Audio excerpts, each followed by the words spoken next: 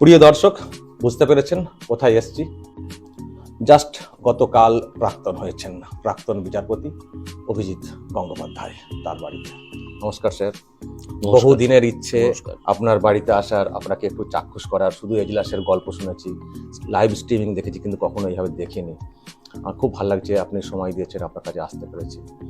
আজকে তো প্রথম দিন অবসরের পরে, গতকালও আপনি আদালতে গেছিলেন। আদালতে বসিনি, গতকালে আমি আদালত গিয়েছিলাম পদত্যাগ পত্রটা জমা দেওয়ার জন্য। ওটা পাঠাতে হয় প্রেসিডেন্ট অফ ইন্ডিয়াকে, আর তার কপি পাঠাতে হয়, পাঠিয়ে দিয়েছি আমি। পাঠাতে হয় যে তা নয়, পাঠানোই উচিত।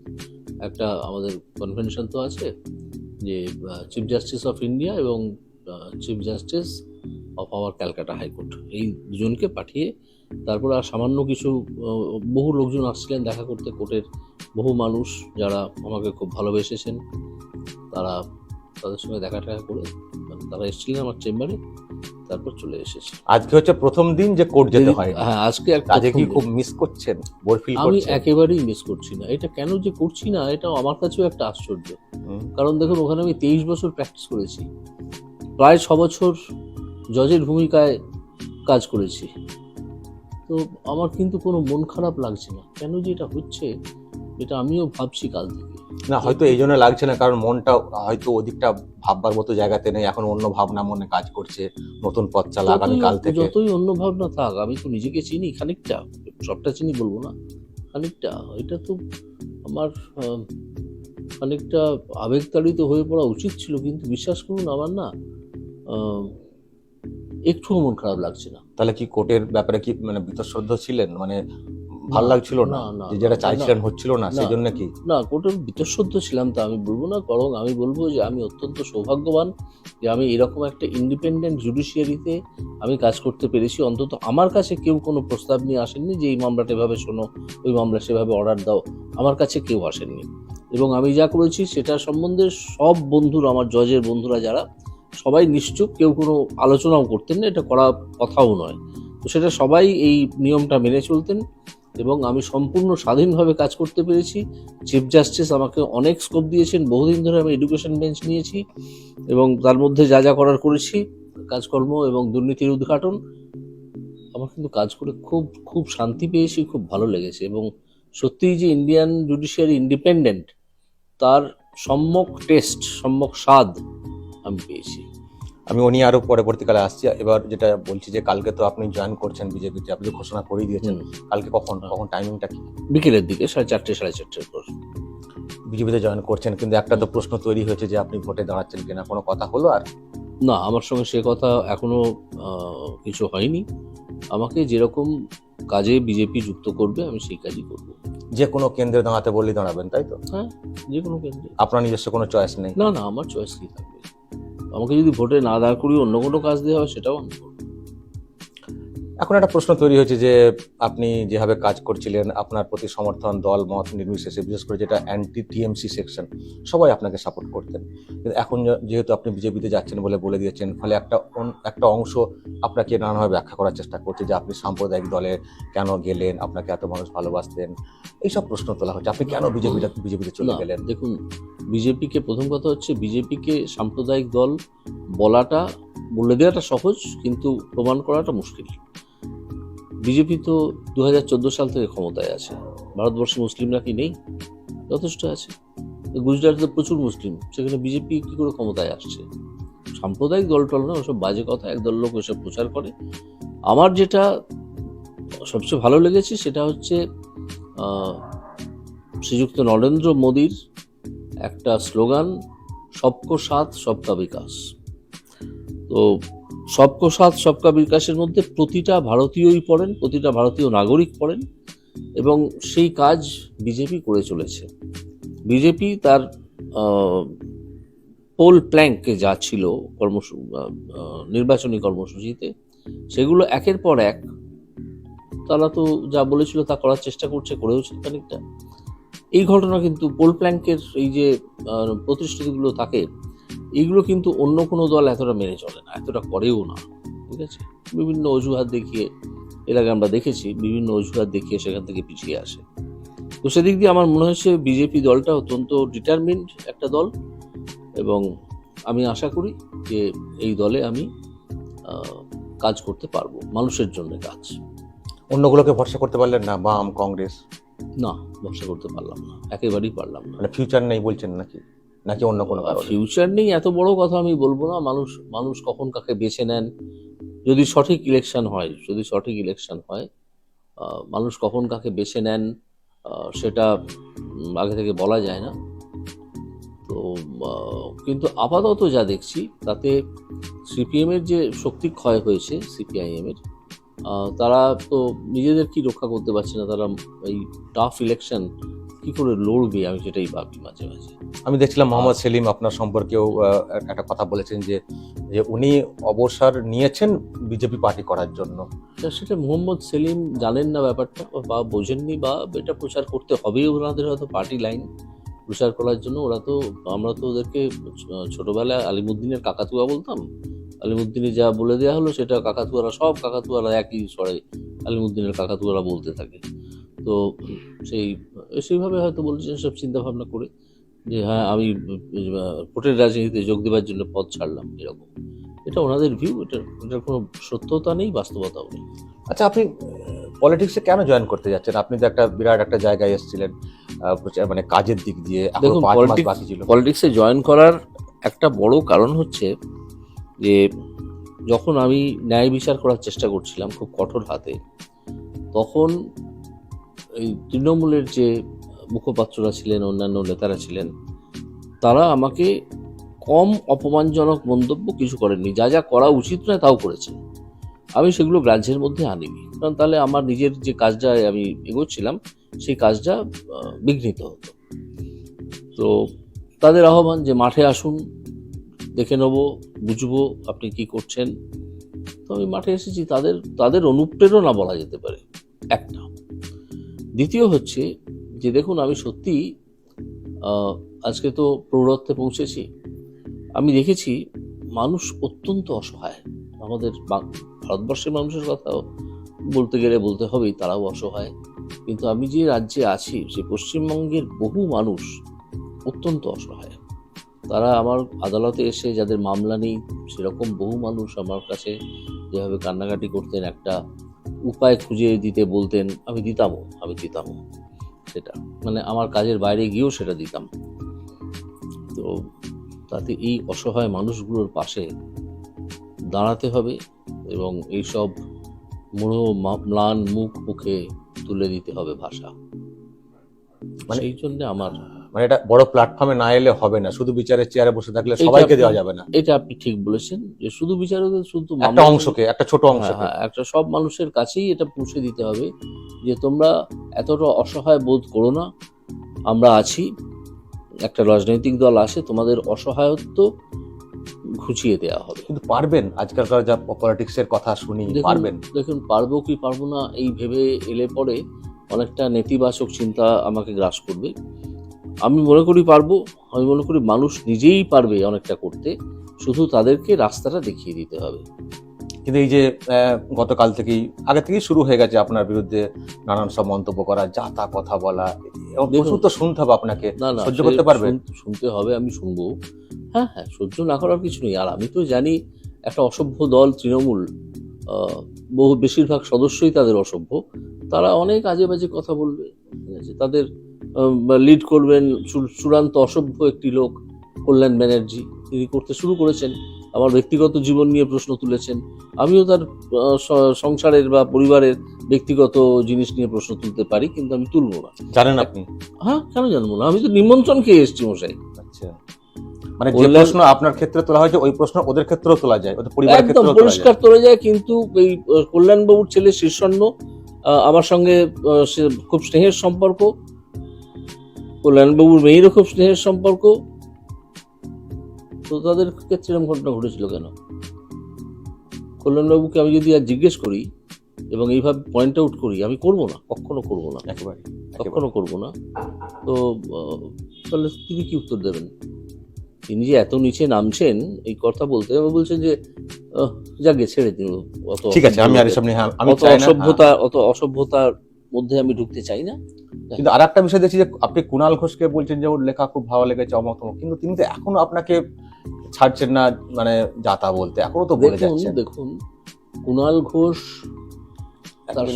হ্যাঁ বলুন। কুণাল ঘোষ তার সঙ্গে আমি ঘন্টাখানেক মতো কথা বলেছি, খোলামেলা মনে আড্ডা মেরেছি, তিনিও মেরেছেন।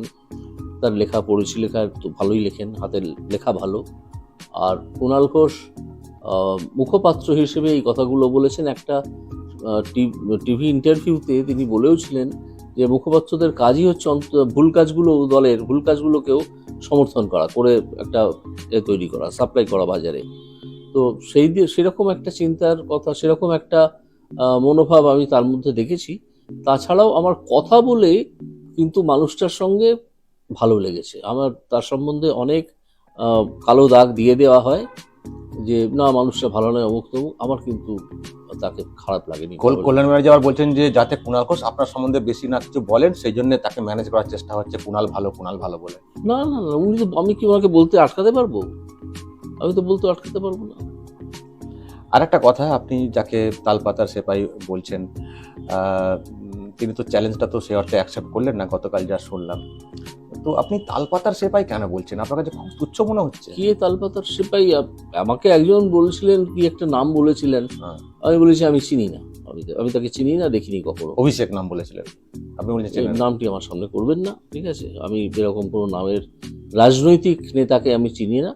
এবং আমি কালকে তো কোনো একটা টিভি ইন্টারভিউতে জিজ্ঞেস করেছি যে আমাকে একটা আন্দোলনের নাম বলুন, রাজনৈতিক আন্দোলন যেখানে তিনি অংশগ্রহণ করেছেন। এরকম লোক যার কথা আপনি বলছেন, যে যাকে আবার এদের সিনিয়র নেতারা সেনাপতি বলে অভিহিত করেন, কোন যুদ্ধ তিনি জিতেছেন আমি জানি না। তো মানে যাকে সেনাপতি বলেন, কে সেনাপতি তাও আমি ভালো করে বুঝি না। তো এরকম যদি নাম বলতে চান, আমার কাছে রাজনৈতিক আন্দোলনের কথা বলুন, সেই আন্দোলনে এসব লোকের কি ভূমিকা ছিল, এসব মানুষের। তবে হ্যাঁ, আমি এটাও বলেছি একই সঙ্গে যে অন্ধকার জগতের লোকেদের তো আমি চিনি না, তাদের নামটাও আমি জানি না। সেই সব লোক বললে যদি আপনি দুর্বৃত্তের নাম বলেন, ঠিক আছে, বোমা পাঁচু, হাত কাটা লালু, এসব বললে আমি তো চিনবো না, ঠিক আছে? তো এরকম নাম যদি আমাকে বলেন, আমি রাজনীতির ক্ষেত্রে এরকম কোনো নাম শুনিনি। আপনি বলছেন কিছু করেননি, কিন্তু ডায়মন্ড হারবার মডেল বলে তো কতগুলো বেশ আওয়াজ তোলা হয়েছিল যে উনি এসে শুরু করেছেন। কি মডেল, ডায়মন্ড হারবার মডেল, ওসবের কি কোনো গুরুত্ব আছে? ওসব তো প্রচারের জন্য করা হয়। এবং অনেকে বলছেন দলের যে উনি হচ্ছেন আগামী দিনের এই রাজ্যের মুখ্যমন্ত্রী। কে ভাই, কি নাম তার? যখন হবেন তখন দেখে নেব কি মুখ্যমন্ত্রী। আপনার কি মনে হয় কোনো চান্স আছে, হতে পারে, সম্ভব? বাংলার মানুষকে আমি জানি না কে মানুষটি, কে, তাকেই তো আমি রেকগনাইজ করতে পারছি যাকে না। বলছেন তালপাতার সেপাই, আমি কাউকে তালপাতার সেপাই বলছি না সেই অর্থে। যারা সেনাপতি বলছেন, সেনাপতি বলে দাগিয়ে দিচ্ছেন, আমি তাদেরকে বলছি যে সেনাপতি তখনই হওয়া যায় যখন তিনি বহু যুদ্ধের নায়ক, বহু যুদ্ধে তিনি জিতেছেন, বহু রাজনৈতিক যুদ্ধে। রাজনৈতিক যুদ্ধ তো শুধু ভোটে জেতা নয়, রাজনৈতিক লড়াইয়ের ময়দানে ছিলেন। তিনি ছিলেন না, অথচ সেনাপতির নামে অভিহিত হন, তাকে আমি তালপাতার সেপাই ছাড়া কি বলবো? তার মানে যেটা আপনি বলছেন যে ওনার পলিটিক্যাল ভবিষ্যৎ বলে কিছু নেই, যাকে বলা আমি হচ্ছে কে, ওনার কথাটা বলেও যদি আপনি আমাকে রেফার করেন কোনো একটা মানুষের নাম, আমি যাকে রেকগনাইজই করছি না তার সম্বন্ধে আমি তো কোনো মন্তব্য করবো না। আচ্ছা, আমি আরেকটা কথা বলি, আপনি যেহেতু এজলাসে ছিলেন, যাকে আমরা বাংলাতে ভাইপো বলে চিনি, তার গ্রেপ্তার হওয়াটা কি খুব জরুরি ছিল? মানে সেরকম কি এভিডেন্স পেয়েছেন? আপনি তো মামলা অনেকটাই দেখেছেন। নামটা বললাম না। ভাইপো নামে আমার কাছে, নাম করে আমার কাছে কেউ কোনো সাবমিশন করেনি। অভিষেক নামে কিছু এসেছিল?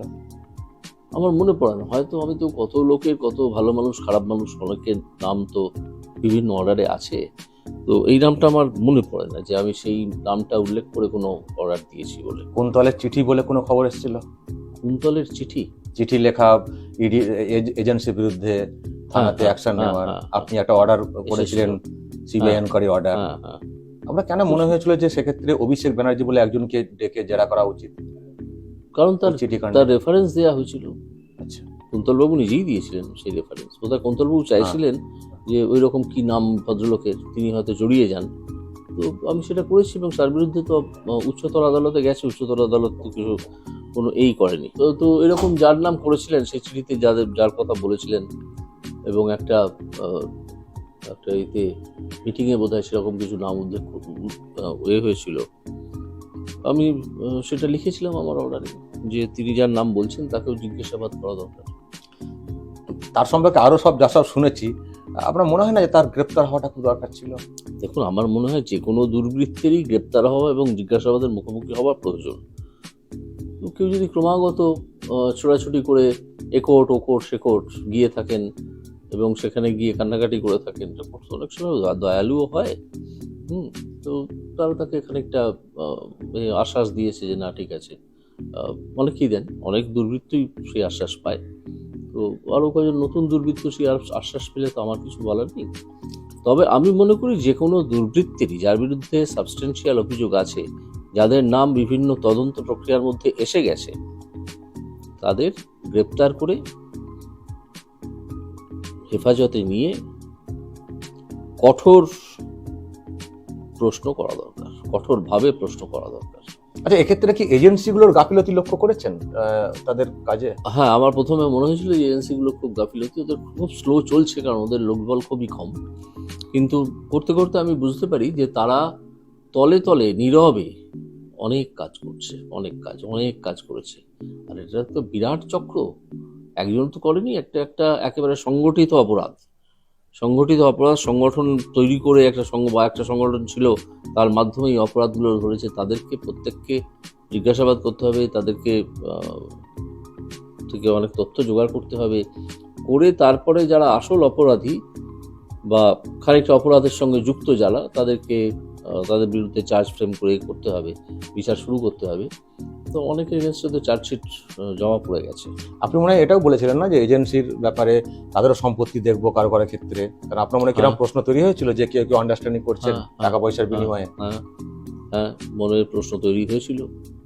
মনের প্রশ্ন তৈরির প্রয়োজনে আমি যে এই এজেন্সিগুলো আছে যারা তদন্ত করছে, তাদেরকে আমি এফিডেভিট অফ অ্যাসেটস দিতে বলবো, এটা বলেছিলাম।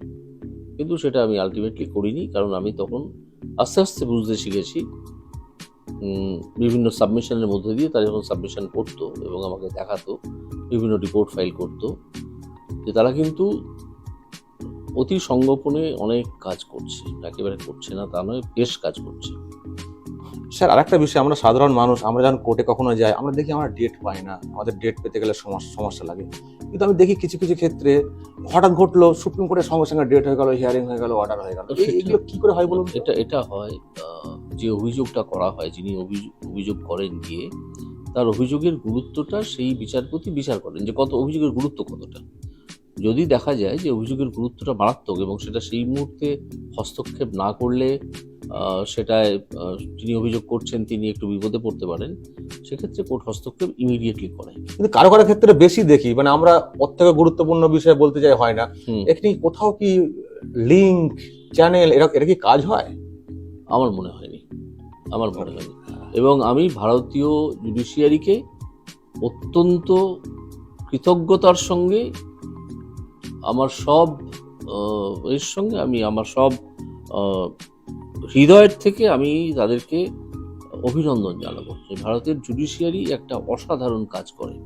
কিন্তু আপনি একটা চিঠি করেছিলেন কলকাতা হাইকোর্টের এক বিচারপতির সম্পর্ক নিয়ে। সে তো কিছু কিছু বিচারপতি থাকতেই পারেন এবং আছেনও, কিন্তু বিচারপতি তিনি তো আর সমগ্র জুডিশিয়াল সিস্টেম নন। কি হলো স্যার সেটার? কিছু তো দেখতে পেলাম না। একটা তো সুপ্রিম কোর্ট নিজে বিচার করবেন, পাঁচ সদস্যের বেঞ্চ তৈরি হয়েছে। আমরা চেয়েছিলাম যে আরো একটু দ্রুত হোক, যে অ্যাকশন হওয়ার, কিন্তু যেন কোথাও মনে হচ্ছে চাপা পড়ে গেল। কোনোদিন হয়তো হবে। সুপ্রিম কোর্টে তো অনেক কাজ, আর প্রথম 5 জন বিচারপতিকে নিয়ে একটা বেঞ্চ তৈরি করা হয়েছিল। এই প্রথম 5 জন বিচারপতি তো ভয়ঙ্কর ব্যস্ত, অন্য সব বিচারপতির মতো। এই 5 জনকে একসঙ্গে নিয়ে তৈরি করে আবার একটা বেঞ্চ তৈরি করে দিনের পর দিন বসা, এটা একটা দুরূহ কাজ। এটা আমরা যারা যারা জুডিশিয়ারিতে ছিলাম, আমরা তো ভেতরের অবস্থাটা খানিকটা জানি। ভীষণ দুরূহ কাজ। কিন্তু আজও তিনি বদলি হলেন না কলেজিয়াম হওয়ার পরেও। মানে একটা অংশের বিচারপতিকে আমরা এরকম দেখছি, আপনারা যারা কাজ করছেন তাদের ক্ষেত্রে চাপ দেখছি, সে পোস্টার থেকে শুরু করে ইত্যাদি। আপনি যদি কখনো সুযোগ পান, এইসব সিস্টেমের পরিবর্তন আনার চেষ্টা করবেন, যেভাবে চলছে, যে ধরনের প্রশ্ন তৈরি হচ্ছে? আমার তো সেই সুযোগ পাবার কথা নয়, কারণ এই সুযোগটা থাকে ভারতের প্রধান বিচারপতি। না, একটা কেন্দ্রীয় সরকারেরও তো একটা কোথাও একটা কেন্দ্রীয় সরকার একটা সে থাকে, কিন্তু কেন্দ্রীয় সরকারও যে বিচারে স্বচ্ছতা আনার ক্ষেত্রে না, স্বচ্ছতা ওই চিফ জাস্টিস তার যে কলেজিয়াম, তাদের যে অন্যান্য বিভিন্ন কমিটি, তাদের মধ্যে দিয়েই সেই স্বচ্ছতা আনার ব্যবস্থা করেন। এটা কলেজিয়াম হয়ে পড়ে থাকবে, কার্যকরী হবে না, এটা তো একটা বলার জায়গা থাকবে, সে নিশ্চয়ই একটা থাকবে। তো একটা সিস্টেম মেনটেন হবে না কেন? সেটা তো বিচারাধীন বিষয়। হুম। সেটা তখন আমি বলবো, যখন বিচারটা হয়ে যাবে তখন বলবো। তার আগে তো আমার কোনো মন্তব্য করা উচিত না, কারণ আমার নামও সে তার মধ্যে আছে। কারণ আমি প্রশ্নটা তুলেছিলাম, দুটো প্রশ্ন তুলেছিলাম, খুব সিরিয়াস প্রশ্ন। তো সেটা যখন বিচার হয়ে যাবে, বিচারাধীন বিষয়ে আমার আর কিছু বলার নেই। তবে ভারতীয় জুডিশিয়ারিকে আমি ভয়ঙ্কর সম্মান করি, ভয়ঙ্কর। আমার নিজের অভিজ্ঞতা থেকে আমি দেখেছি, আমি যেহেতু ভেতরের লোক ছিলাম গত পরশু পর্যন্ত, আমি দেখেছি যে ইন্ডিপেন্ডেন্ট জুডিশিয়ারি সত্যি আমাদের ইন্ডিপেন্ডেন্ট জুডিশিয়ারি। জাস্টিস সিনহার পরিবারের জন্য কোনো চিন্তা হয় আপনার? না, সেই চিন্তা তো তাদের। আমি শুধু লক্ষ্য করেছি যে তাকে জড়িয়ে দেওয়ার চেষ্টা হচ্ছে একটা এর সঙ্গে, একটা অপরাধের সঙ্গে। তিনি হয়তো ওকালতি করেছেন একজন অপরাধীর হয়ে। এই ধরনের খারাপ কাজ তো আমাদের রাজ্যের পুলিশ করেই থাকে। আচ্ছা, আর একটা কথা স্যার, আমাদের মানে সাধারণ মানুষের মনে এটা খুব প্রশ্ন যে সিঙ্গেল বেঞ্চ একটা অর্ডার দিল, তিনি তো একজন বিচারপতি, তিনি তার আইন মেনে অর্ডার দিচ্ছেন, হঠাৎ করে দেখছি ডিভিশন বেঞ্চ জিজ্ঞেস আটকে গেল। এরকম বহু কেস হয়। তো বিচারপতি তো বিচার করেন আইনের নিরিখে, সবটাই কি মত নিজের ইচ্ছে মতো তো করেন না, তো সেখানে এত মতের ডিফারেন্স কেন হয়ে যায়? এটা আমাদের একটা সাধারণ মানুষ হিসেবে প্রশ্ন। এইটা ঠিক ব্যাখ্যা আমি করতে পারবো না, কারণ একটা দুজন মানুষের মতের তো মিল না হওয়ার সম্ভাবনাই বেশি, যেখানে দুজনেই খানিকটা আইন মেনে কাজ করছেন বলে মনে করছেন, আইনের প্রয়োগ করছেন। তো এই কারণেই হয়, মানুষের মনটা তো বদলে যায়।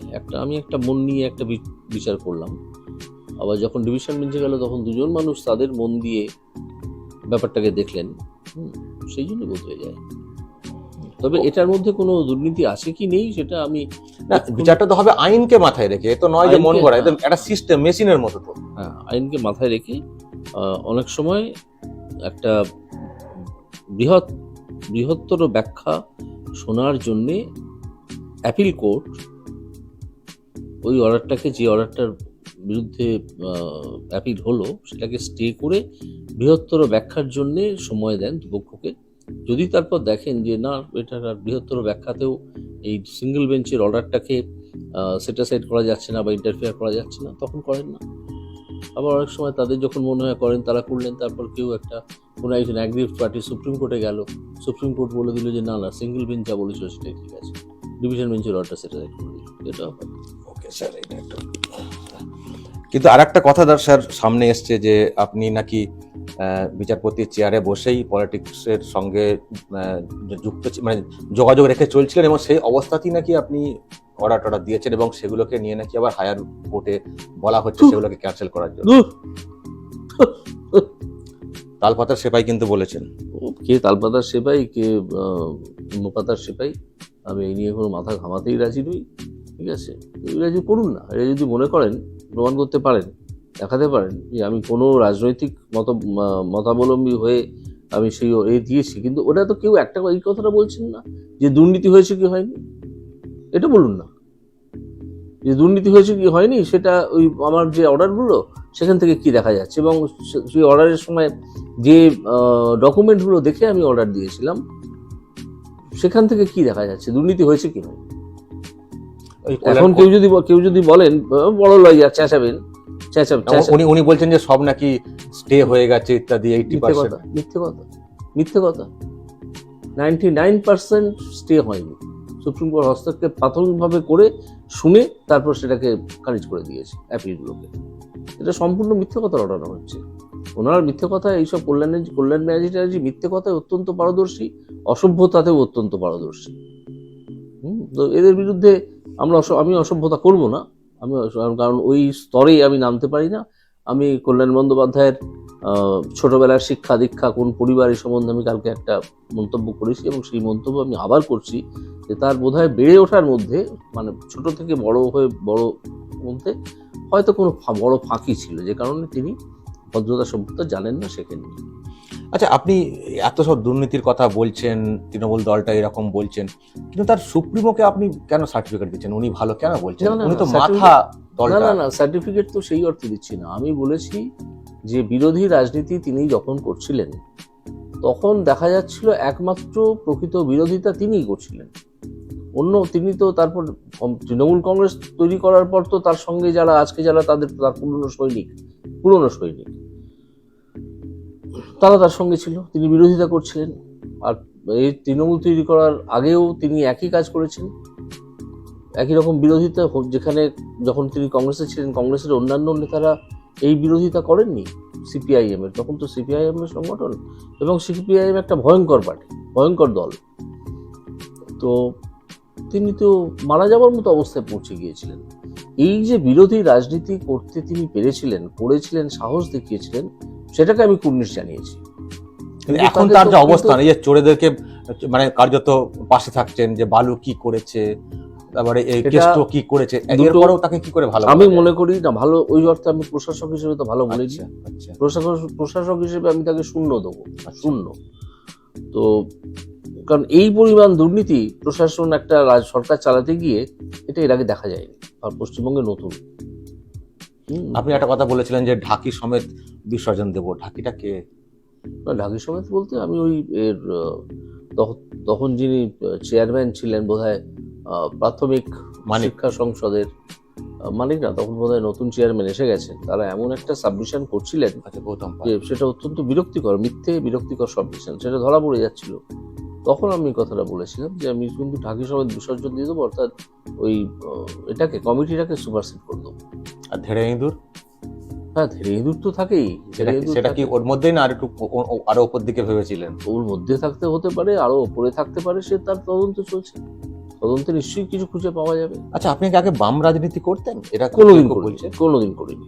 আপনার গুরু হচ্ছেন বিকাশ ভট্টাচার্য? না, গুরু বিকাশ ভট্টাচার্য কি, আমি কার্যক্ষেত্রে অনেক মামলা বিকাশ ভট্টাচার্যের জুনিয়র হিসেবে করেছি। শুধু বিকাশ ভট্টাচার্যের না, আমি অত্যন্ত দক্ষ আইনজীবীদের, অন্যান্য দক্ষ আইনজীবীদের সঙ্গেও জুনিয়র হিসেবে কাজ করেছি। শুধু বিকাশ ভট্টাচার্য তো নয়, আমি অনিন্দ্য মিত্র সাহেবের সঙ্গে কাজ করেছি, বিমল চ্যাটার্জি সাহেবের সঙ্গে কাজ করেছি, এরকম অনেক অনেক মানুষের সঙ্গে কাজ করেছি। বিকাশ দার সঙ্গে কথা হয়েছে যে আপনার সিদ্ধান্ত? না, কথা হয়। আবার কল্যাণ বলছিলেন যে কালকে কল্যাণ ব্যানার্জি যে আপনি নাকি মামলা করতে পারতেন না, মাথা নিচু করে যেতেন, ইংরেজিতে ভালো করে কথা বলতে পারেন না, মানে এইভাবে যাতা। ঠিক আছে, যদি তিনি বলেন, তার যদি মনে হয় তিনি খুব ভালো ইংরেজি বলেন, তাহলে তার ইংরেজি রেকর্ড আপনি শুনবেন, ইংরেজি কি বলছেন। তো ইংরেজি তো একটা বিদেশি ল্যাঙ্গুয়েজ, বিদেশি কিন্তু ভারতীয় হয়ে গেছে। ইন্ডিয়ান ইংলিশে তো আমি কথা বলেই থাকি, বলিও, ভুল কোথায়? না একেবারেই। আমি শেষের দিকে চলে এসেছি স্যার, অনেকটা আপনিও ব্যস্ত, আমি দেখতে পাচ্ছি প্রচুর ফোন আসছে। আমি কিছু আরো কয়েকটাকে জানতে চাই, অনেকে জানতে চান আর কি, আপনার অ্যাকচুয়ালি আপনি কোথাকার লোক ছোটবেলা?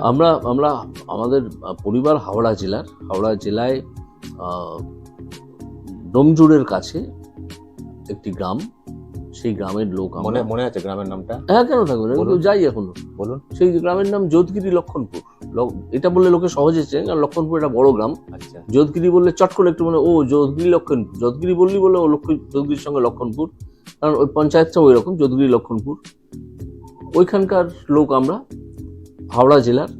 তারপর সেখান থেকে আমরা হাওড়া জেলাতেই কদমতলা এলাকায় একটা জায়গায় আমাদের আর একটা তৈরি হয়, থাকার বাড়ি, ওখানেও আমাদের থাকার বাড়ি আছে কদমতলাতেও। সেখানে কদমতলা বাজারের কাছে সেখানে আমাদের একটা বাড়ি ছিল, সেটা অতি সম্প্রতি সেটা বিক্রি হয়ে গেছে, কারণ আমরা ওটাকে মেনটেন করতে পারছিলাম না। তারপরে আর একটা আমার বাবার কাকা, তিনি এতে চলে আসেন, কলকাতায় চলে আসেন, ওইখান থেকে কদমতলা থেকে এসে তিনি ব্যবসা শুরু করেন। এবং আমার বাবার বাবা যেহেতু খুব ছোটবেলায় মারা যান, এবং আমার বাবার এক জ্যাঠা, তিনিও খুব ছোটবেলায় মারা যান, তাদের ছোট ছোট বাচ্চা টাচ্চা রেখে। আমার বাবার বাবা মারা গিয়েছিলেন আমার বাবার বয়স যখন 3 বছর, আর আমার পিসির বয়স ছিল তখন 3 মাস, ঠিক আছে? তো তখন সেই জন্য আমার ওই দাদু সারা জীবন একটা নিজেকে কঠোর শৃঙ্খলার মধ্যে রেখেছিলেন, এবং নিজে বিয়ে করেননি এই ছেলেপুলেগুলোকে মানুষ করতে হবে বলে। তো তার এমনই দুর্ভাগ্য যে তিনি মানুষ করেও ছিলেন, কিন্তু একটা বিরাট অংশে তারপরে তার ভাইয়ের অন্যান্য ছেলেপুলে তাদেরও মানুষ করার জন্য তিনি প্রচুর অর্থ উপার্জন করতেন, মানে সে তখনকার স্ট্যান্ডার্ড, এখনকার স্ট্যান্ডার্ডে নয়। তখনকার স্ট্যান্ডার্ডে। তো তিনি এই সব ব্যবস্থা করতেন এবং একটা বিরাট দুটো প্রজন্মের অন্তত অন্নপ্রাশন থেকে শ্রাদ্ধ পর্যন্ত তার এমনই দুর্ভাগ্য যে তার ছোট ভাইরা, ছোট ভাইপো, মানে আমার বাবা তার ভাইপো, ওরা মারা গিয়েছেন তার চোখের সামনে, এরকম সব হয়েছে। তো অন্নপ্রাশন থেকে শ্রাদ্ধ সবই তার পয়সাতেই হয়েছে। তো তাকে আমি অত্যন্ত নমস্য ব্যক্তি বলে মনে করি, এবং তিনি নিজের জীবনে যে ত্যাগ স্বীকার করে আসেন এবং যেসব ভীষণ সৎ মানুষ ছিলেন, এই সততা যারা আমাকে আজকে গালাগালি করেন তাদের পরিবারের কতজনের ছিল আমি জানি না। আপনি তাহলে স্কুল মানে পড়াশোনা কোথায়? আপনি একটা প্রশ্ন কল্যাণ ব্যানার্জিকে করবেন তো, যে তিনি হঠাৎ কলকাতায় আসা শুরু করলেন করতে, ছিলেন তো মেডিকেল রিপ্রেজেন্টেটিভ, কি কারণে এলেন জানেন? আমি বলবো না, আমি অত নিচে নামবো না, কিন্তু এসব প্রশ্ন যদি ওই কল্যাণ ব্যানার্জি অসভ্যতা বন্ধ না করে, তাহলে কল্যাণ ব্যানার্জির পেন্টুলটি আমি খুলে দেবো, তখন তিনি কোথায় দাঁড়ান আমি দেখবো। আপনাকে কিন্তু উল্টোপাল্টা বলবেন, যা লোকটা তো না, বলবে লোকটাকে তো সবাই জানে, লোকটা তো কোর্টে দাঁড়িয়ে গালাগালিই করে, মামলা কত কোথায় করে, তাই না? আচ্ছা, আমি যেটা বলছিলাম যে স্যার পড়াশোনা তারা কোথায়? আমার পড়াশোনা কলকাতা শহরে। সব পুরোটাই। আপনার ক ভাই আপনারা? আমরা দু ভাই, আমার এক দিদি আছেন, তিনি হাওড়া কদমতলায় থাকেন, আর ভাই কি করেন? আমি, আমার ভাই একসঙ্গেই থাকে, এখনো প্রায় একসঙ্গেই আছি বলা যায়। না, কোন প্রফেশনে? আমার ভাই একটা বড় কোম্পানির এরিয়া ম্যানেজার। তাহলে একেবারে একটা সাধারণ পরিবার থেকে, অত্যন্ত সাধারণ মানে অত্যন্ত দরিদ্র পরিবার থেকে এসেছি। বাংলা কারণ মিডিয়ামে আমার পড়াশোনা করেছেন? বাংলা মিডিয়াম। কারণ আমার বাবা প্রাইমারি স্কুল নাকি? প্রাইমারি স্কুল, তারপর বাংলা প্রাইমারি স্কুল, তারপর বাংলা সেকেন্ডারি স্কুল, তবে স্কুলটা ভালো ছিল, মিত্র ইনস্টিটিউশন মেন, আমাদের মির্জাপুর স্ট্রিটে বা সূর্য সেন স্ট্রিটে। তো সেখানে পড়াশোনা করেছি ক্লাস 12 অবধি, তারপর কলেজে গেছি। তো যেটা বলছিলাম যে আমরা অত্যন্ত, আমার বাবা মারা যাওয়ার পরে যে ভয়ানক অর্থকষ্টের সম্মুখীন আমরা হয়েছিলাম, এবং তার ফলে সেখান থেকে বেরিয়ে আসতেও সময় লেগেছে অনেক, সেসব হয়েছে, সেসব ফেস করেছি। আপনি তো এই বাড়ি, সেই জন্যই বোধহয় অসহায় মানুষের অসহায়তার ব্যথা কতটা, সেটা আমার একটা ফার্স্ট হ্যান্ড অভিজ্ঞতা আছে একেবারে। এবং এখানেও তো আপনি একাই থাকেন এই ফ্ল্যাটে, না? এখানে আমি একা থাকি, কিন্তু এই ফ্ল্যাটটায় আমার ভাইয়েরও এসে থাকার কথা, কিন্তু সে ওই শিয়ালদা এলাকাটা ছাড়তে পারছে না, তার এত প্রিয় জায়গা।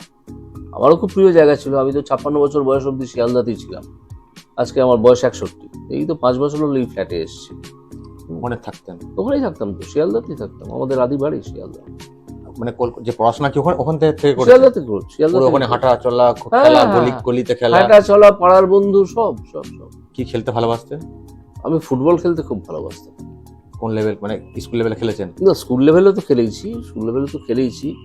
আমার এক সময় খুব ইচ্ছে হয়েছিল ফুটবলার হব, আচ্ছা। কিন্তু সেটা হঠাৎ বাবা মারা যাওয়ায় সেটাকে আর এগিয়ে নিয়ে যেতে পারিনি। আমাকে পড়াশোনাতেই মন দিতে হয়, কারণ ফুটবল খেলে একটা চাকরি জোটানো তো খুব মুশকিল, পড়াশোনা করে অনেক অনেক ধরনের চাকরি পাওয়া যায়, সেই জন্যে আমি ফুটবল খেলা ছেড়ে মানে দিই। ফার্স্ট টার্গেট ছিল মানে খেলোয়াড় হবেন? হ্যাঁ, ফার্স্ট টার্গেট ছিল ফুটবলার হব। তবে আমি পরে শুনেছি যে আমার যে ধরনের চেহারা, সেই চেহারা দিয়ে বড় ফুটবলার হওয়া যায় না।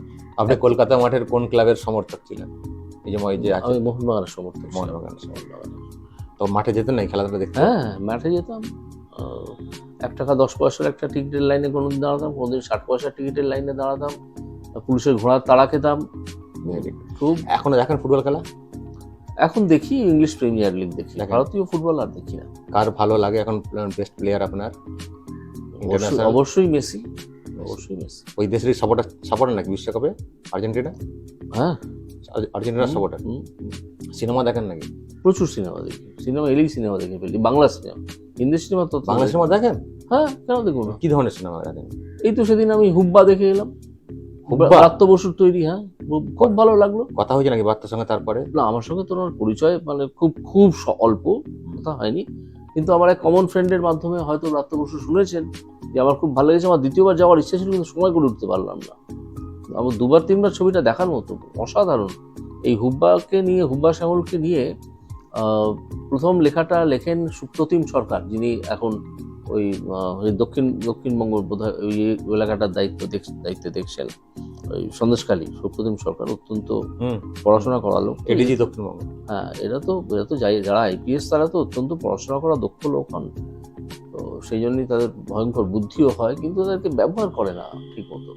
কিন্তু আপনি এই সিনেমা খুব ভালো করেছেন বলছেন, কিন্তু তার দপ্তর, তাদের সরকার, তাদের অবস্থান দেখি তো প্রশ্ন তৈরি হয়, যে ব্রাত্য বসু সম্পর্কেও প্রশ্ন তৈরি হয়ে যায়, যে তারা বাস্তবে কেমন টাইপ। না, বাস্তবে যেরকমই হন, তিনি যদি একটা সৃষ্টিকর্ম করেন, সেটা দেখে আমার যদি ভালো লাগে, তাহলে আমি তো অকুণ্ঠ প্রশংসা করতে রাজি আছি। বই পড়েন? হ্যাঁ, আমি খুব এখন কি ধরনের বই পড়ছেন? এই মুহূর্তে আমি একসঙ্গে 2-3টে বই পড়ছি। একটা হচ্ছে আগের পড়ে রাখা বই, আখতারুজ্জামান ইলিয়াসের, সেই বইটা পড়ছি। আবার সব মনে পড়ে যাচ্ছে বেশ, মানে সুতোগান মধুর, রস সুতোগান আরো মধুর, সেরকম ঠিক না, অনেক সময় সুতো পড়া, মানে পড়ে রাখা বই, সেটা পড়ে পড়তে আরো ভালো লাগে, সেটা পড়ছি। অমিয়ভূষণ মজুমদারের গড় শ্রীখণ্ড বলে একটা উপন্যাস পড়ছি, আর শ্যামল গাঙ্গুলির শাহজাদা দালাসুকো, সেটাও পড়ছি। এই তিনটে একসঙ্গে আমি এক একদিন এক একটা পড়ি। নিজে নিজে কিছু লেখালেখি করেন না? এখনো শুরু করিনি, লেখালেখি করার ইচ্ছে আছে। কি লিখবেন? প্রথম তো একটা স্মৃতিকথা লিখবো। আচ্ছা, আত্মজীবনী নয়, স্মৃতিকথা লিখবো। সেটা কি খুব তাড়াতাড়ি শুরু করবেন? ইচ্ছে তো ছিল, কিন্তু এখন আমি এখানে এই রাজনীতিতে যোগ দিয়ে তাড়াতাড়ি শুরু করার জন্য তো সব ব্যবস্থা করেও রেখেছিলাম, কিন্তু হঠাৎ আমি তো রাজনীতিতে চলে এলাম চাকরি ছেড়ে দিয়ে, তো সেই জন্য সেটা খানিকটা পিছিয়ে যাবে, তারপর দেখবো। খাওয়া দাওয়া কি ভালোবাসেন? বাঙালি, মাছ ভাত? হ্যাঁ, মাছ ভাত। রান্না তো লোক আছেন না একজন? রান্নার লোক আছেন, রান্নার এবং কাজের লোক একজন আছেন, তিনি এসে করে টরে দিয়ে যান। আর কেউ নেই, মাঝে মাঝে নিজেকে করতে হয় না? আবার না, আমাকে নিজেকে কিচ্ছু করতে হয় না। আবার শিয়ালদার যে বাড়ি, বললাম না সংসারটা একই আছে, শিয়ালদার বাড়ি থেকে প্রতিদিনই প্রায় টিফিন কৌটো করে বিভিন্ন খাবার এখানে পৌঁছে দেওয়ার ব্যবস্থা করে, সেগুলো খাই। নিজে কিছু রান্না করতে পারেন? না, চা করতে পারি, কিন্তু এখন আর করতে আলস্য লাগে। যাই হোক, অনেকটা সময় স্যার কাটালাম, এবং আপনার তো একটা কথা আপনি শুনেছেন কিনা জানি না, আমি অত্যন্ত নাটক প্রিয়, এবং আমি একজন গ্রুপ থিয়েটারের কর্মী ছিলাম, বহুদিন ছিলাম, এবং নাটক আমার কাছে অত্যন্ত প্রিয় একটা জিনিস, যাকে আমি সমাজের একটা গুরুত্বপূর্ণ অঙ্গ বলে মনে করি। এবং আমি মনে করি বহু তরুণ, কিশোর তরুণ যুবক, এদের ভালো নাটকের সঙ্গে, ভালো নাটক এবং নাটকের দলের সঙ্গে যুক্ত হওয়া উচিত, তাহলে ব্যক্তিত্বের স্ফুরণ হয়। অবশ্যই আপনার বিভিন্ন দিকের আমরা খবর শুনেছি, এবং সেই জন্যই তো আপনাকে এত মানুষ ভালোবাসেন। কিন্তু এখন এত মানুষের প্রত্যাশা তৈরি হয়েছে আপনার এই পলিটিক্সে জয়েনকে ঘিরে। ঠিক আছে, 5 বছর হয়তো আপনি থাকলে হয়তো কিছু অর্ডার বের করতে পারতেন, কিন্তু তার থেকেও যদি আরো 5 বছর কাজ করতে পারতেন, থাকলে শেষ 4-5 মাসে বিশেষ কাজ হয়ও না। সে আগে ছেড়েছেন, ভালো করেছেন। যদি এটা বড় প্ল্যাটফর্মে কাজ করতে পারেন, ভালো হয়। কিন্তু সেই প্রত্যাশা আমি শুধু ভাবছি যে আপনি পূরণ করতে পারবেন, এনার্জি ধরে রাখতে পারবেন তো? সব শুরু হয়ে গেছে নোংরামি এখনই। নোংরামি, কিন্তু আপনাকে থাকতে হবে, লড়ে থাকতে হবে। এটা কিন্তু আমি থাকবো যতদিন পারবো, যতদিন আমার শরীরে কুলোবে, ততদিন থাকবো। হেরে গেলে মন ভেঙে যাবে না তো? না, এই জীবন মানেই তো বড় বড় ব্যর্থতা আর ছোট ছোট সাফল্য। কখনো বিভিন্ন আঙ্গিকের সব নেতা নেত্রী হন, মানিয়ে নেওয়া ইত্যাদি ব্যাপারগুলো থাকে তো।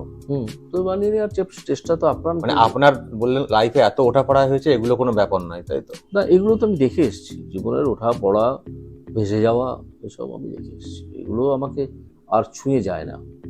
আর আমার একটা কথা, আমার কবির সুমন আমার অত্যন্ত প্রিয় গায়ক, এখন তার নাম কবির সুমন, আগে ছিল সুমন চট্টোপাধ্যায়। তিনি একবার একটা খুব গুরুত্বপূর্ণ কথা বলেছিলেন, যে আমরা মধ্যবিত্ত বাঙালিরা, আমি যদি একটা সময় খুবই নিম্নবিত্ত হয়ে গিয়েছিলাম বাবা মারা যাওয়ার পরে, মধ্যবিত্ত বাঙালিরা এমন একটা শ্রেণী থেকে আসি যে আমরা কিছু না কিছু উপার্জন, কিছুই যদি করতে না পারি, তাহলেও কিছু না কিছু উপার্জন আমরা করে নেবো, নাকে দেখেই আমরা মরবো না। এই কথাটা আমাকে খুব নাড়া দিয়েছিল, যে এটা তো একটা সত্যিই তো পজিটিভ কথা, যে আমি কি একটা চাকরি না পেলে অন্য কিছু করে করতে পারবো না? তো সেই সাহসে ভর করে তো আমি একটা WBCS এর মধ্যে চাকরি ছেড়ে দিয়ে এতে জয়েন করে ফেলেছিলাম, প্রফেশনে জয়েন করেছিলাম। তো আমার সেটা হয়েছিল। আজকে সব আমি আমার এই 5 মাস যে আমার অর্থনৈতিক ক্ষতি হবে, সে তো কল্যাণ ব্যানার্জির হবে না, সে ক্ষতি তো সেটা উনি কোনোদিনই বলবেন না, চেপে যাবেন সবসময়, কারণ মাইনের চেয়ে পেনশন অনেক কম, আর আমি কবে পেনশন পাবো আমি জানি না। ঠিক আছে, এতটা ঝুঁকি নিয়ে কিন্তু আপনি করলেন, ফিনান্সিয়ালি ঝুঁকি নিয়ে। কিন্তু আমি অনেকে দেখছি বলছেন যে উনি যদি একটা আলাদা নিজস্ব দল করতেন ভালো হতো। অসম্ভব। একটা আলাদা দল করতে গেলে যে মানুষের সহযোগিতা লাগে, যে টাকা লাগে, প্রতিটা গ্রামে গ্রামে, শহরের প্রতিটা কোনায় পৌঁছে যেতে হয়, সেই সংগঠন করার দক্ষতা বা যোগ্যতা বা অভিজ্ঞতা আমার নেই। সুতরাং ওইভাবে করা যেত না। একটা সলিড প্ল্যাটফর্মের দরকার। সেই প্ল্যাটফর্ম আমি বিজেপির মধ্যে খুঁজে পেয়েছি, সেই জন্য আমি বিজেপিতে জয়েন করে কাজটা করতে চাই। এটা কি ধর্মীয় আবেগ থেকে নাকি উন্নয়নের প্ল্যাটফর্ম? না, ধর্মীয় আবেগ, এই ধর্মীয় ব্যাপারটাকে বেশি তুলে ধরে এই বামপন্থীরা। আচ্ছা, তো তারাই তো আজকে মিলিয়ে গেছে। বিজেপি তো 18টা রাজ্যে ক্ষমতায়, বামপন্থীরা কটায়? একটা, কেরল, আর কোথাও তো নেই।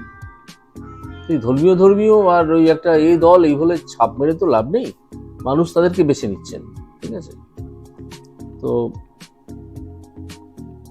আপনার বিজেপির কোন নেতার সঙ্গে এখন পর্যন্ত যোগাযোগ ভালো হয়েছে?